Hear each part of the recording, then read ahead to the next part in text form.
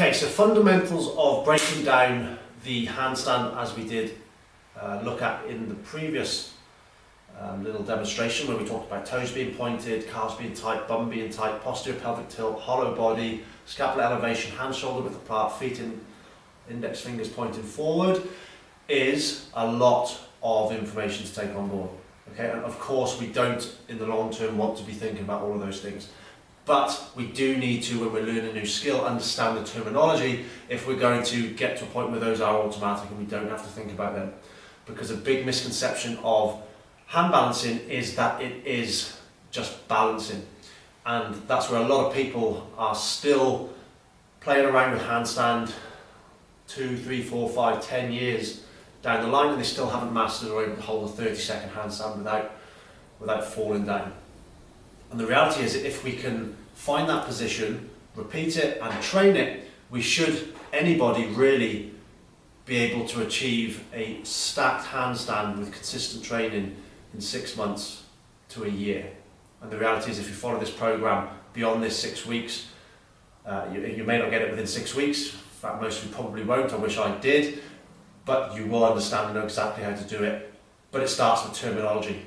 You have a video of scapular terminology to be able to review, to make sure that when I'm talking about depression, elevation, protraction, those things have an understanding and a meaning to you, because our handstand work and our hang work go synergistically together, both train elevation primarily and depression, but the resistance is going to be in two completely different ways.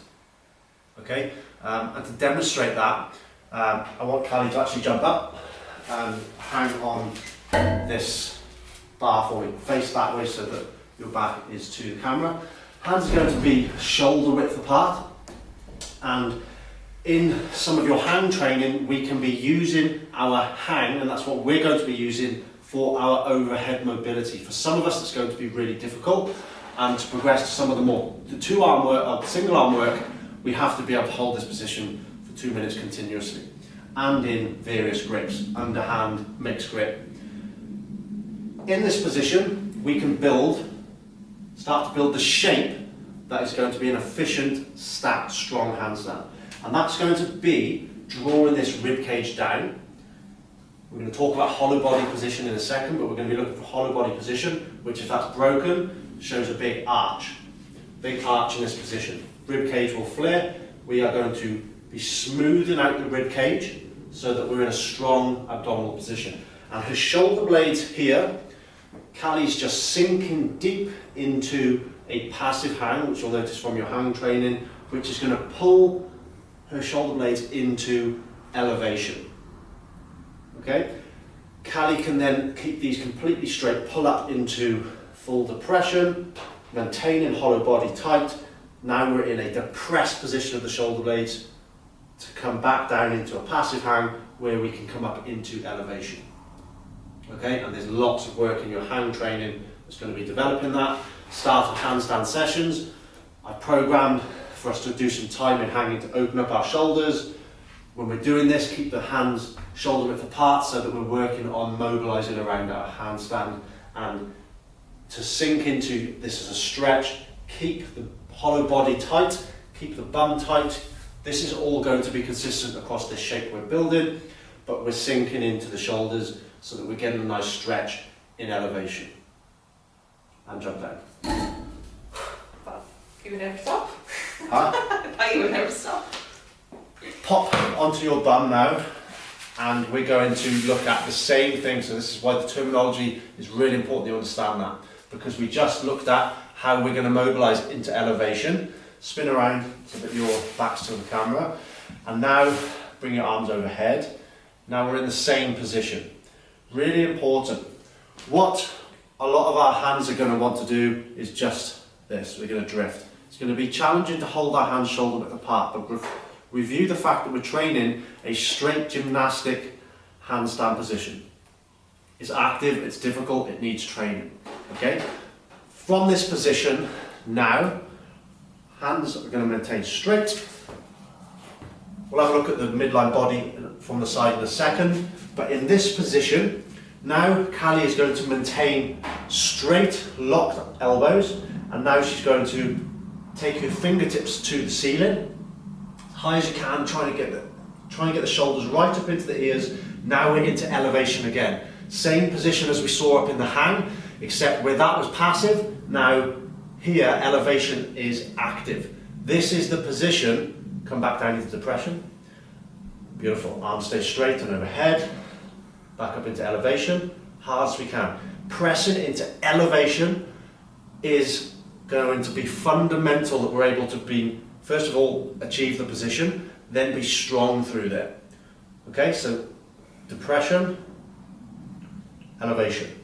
Okay, I can give Callie a little cue of fingertips to touch my hands. 3 seconds hold at the top, back down into depression, keeping arms strong and true, and up again into top position, push her a little bit further. Every one of us, no matter how strong we are, should be working super hard if we're really pressing up into elevation, which is going to be important in our handstand training. And down and relax. Okay? Callie's working hard just with 3 reps there. Okay? So if you're finding that you're finding the drill easy, review this and compare yourself to Callie's position or the videos of me which you have in True Coach. Spin around to the side, so side of the camera.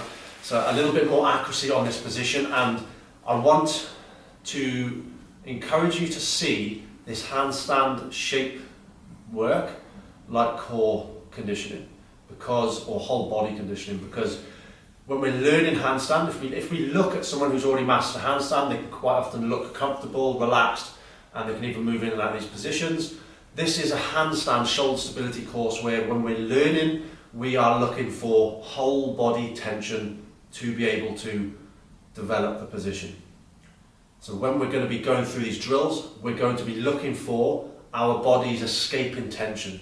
Because that, at this point when we're learning, if you can't currently do a 30-second handstand without moving, you are not able to hold the tension that you need. And that's what we've got to get after. Okay, so in this drill, starts off pointed, really locked in at the feet, tension in the legs, quads are going to be locked in hard, and we're in an L-sit position. If you are struggling with the mobility of the position, lift your bum up a little bit higher if your hamstring strength length is stopping you. But now Callie's going to come overhead, so into this position which is going to be our handstand, which we need is open shoulders. If you're struggling to achieve the overhead position like Callie, then your hang work every single day is how we're going to get after our mobility. We can rebuild structures, our connective tissue, even our bones, by asking them to with the right question over time. Specific adaptation to imposed demand. And the body shape that we're going to be after is going to be rib cage down. So this rib cage is going to be tight, and Callie's going to be imagining that there's someone just punching her. I can give her a gentle little punch. If you don't have anyone with you, you're imagining that I am punching you to keep this rib cage down. Okay, from there, Callie's going to have her hands shoulder width apart, just like you saw from behind. And then whilst maintaining this down, Callie's going to come up into elevation at the shoulder, high as you can. 3, 2, 1, and down. All the while, as soon as you get to the bottom, back up. Keep this tight, keep these tight, keeping the arms overhead and back down. We'll just do 5 reps. I can give feedback at the knee. 3-second hold at the top, fighting to keep overhead. Touch me. 2, 1, down. Don't bend the arms, don't lose your abdominal position while you're transitioning. 3, 2, 1, and down. And relax. Okay, it's a tough drill, but we've got to be able to learn the coordination of our shoulder blade, understanding here we're after depression and elevation. The resistance here will be to elevation whilst maintaining our abdominal position, which will carry over to the straight line handstand that we're after.